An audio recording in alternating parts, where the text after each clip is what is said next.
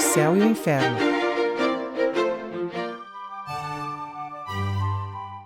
Lendo-se esse livro com atenção, percebe-se que a sua estrutura corresponde a um verdadeiro processo de julgamento. Na primeira parte, temos a exposição dos fatos que o motivaram e a apreciação judiciosa, sempre serena, dos seus vários aspectos, com a devida acentuação dos casos de infração da lei. Na segunda parte, o depoimento das testemunhas. Cada uma delas caracteriza-se por sua posição no contexto processual.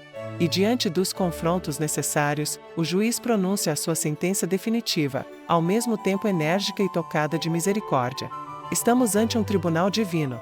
Os homens e suas instituições são acusados e pagam pelo que devem, mas agravantes e atenuantes são levados em consideração à luz de um critério superior. Através da tarefa missionária de Kardec, a doutrina espírita tomava corpo rapidamente, e suas bases se solidificavam de forma concreta em seu caminho de glória. Especialmente no tocante a seu aspecto religioso, a nova ordem que então já abrilhantava o mundo iniciava-se com a preliminar constituída pelo Evangelho segundo o Espiritismo e prosseguia com a obra seguinte. Na edição de setembro de 1865, a Revista Espírita publicaria, com satisfação, em sua seção bibliográfica, a notícia do lançamento do quarto livro da codificação espírita, O Céu e o Inferno. Faltava apenas a Gênese para completar a obra da codificação da terceira revelação. Na verdade, 2 capítulos de O Céu e o Inferno foram publicados antecipadamente na revista, o capítulo intitulado Da Apreensão da Morte, vigorosa peça de acusação, na edição de janeiro de 1865, e o capítulo Onde é o Céu, no número de março do mesmo ano. Apareceram ambos como se fossem simples artigos para a revista, mas o último trazia uma nota final anunciando que ambos pertenciam a uma nova obra que o Sr. Allan Kardec publicará proximamente. Em setembro a obra já aparecia anunciada como à venda. Kardec declara que, não podendo elogiá-la nem criticá-la, a revista se limitava a publicar um resumo do seu prefácio, revelando o seu conteúdo.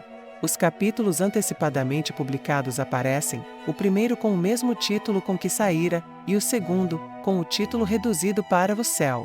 Estava dado o golpe de misericórdia nos dogmas vigentes até então, produzidos por inegável sincretismo religioso com o qual se conseguirá penetrar na massa impura do mundo e levedá-la às custas de enormes sacrifícios.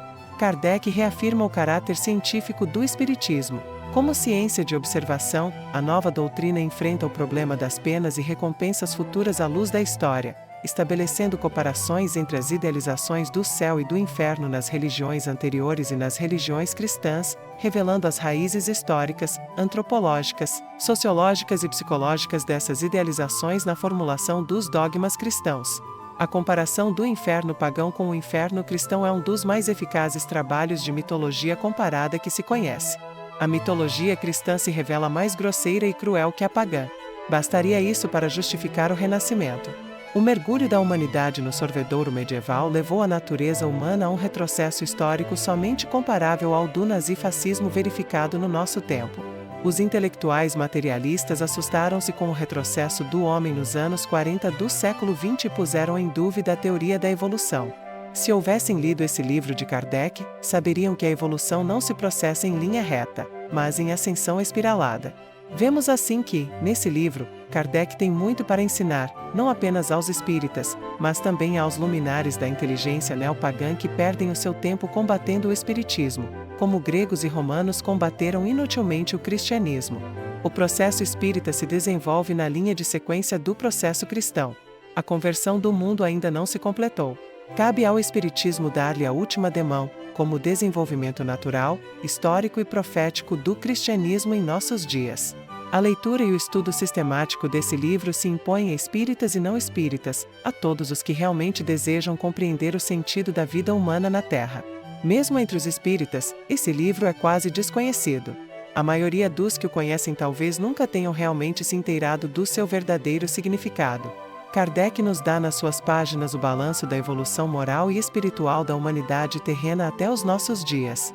Mas ao mesmo tempo estabelece as coordenadas da evolução futura. As penas e recompensas de após a morte saem do plano obscuro das superstições e do misticismo dogmático para a luz viva da análise racional e da pesquisa científica.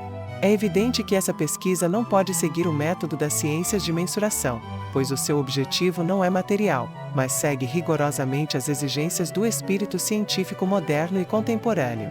O grave problema da continuidade da vida após a morte despe-se dos aparatos mitológicos para mostrar-se com a nudez da verdade à luz da razão esclarecida.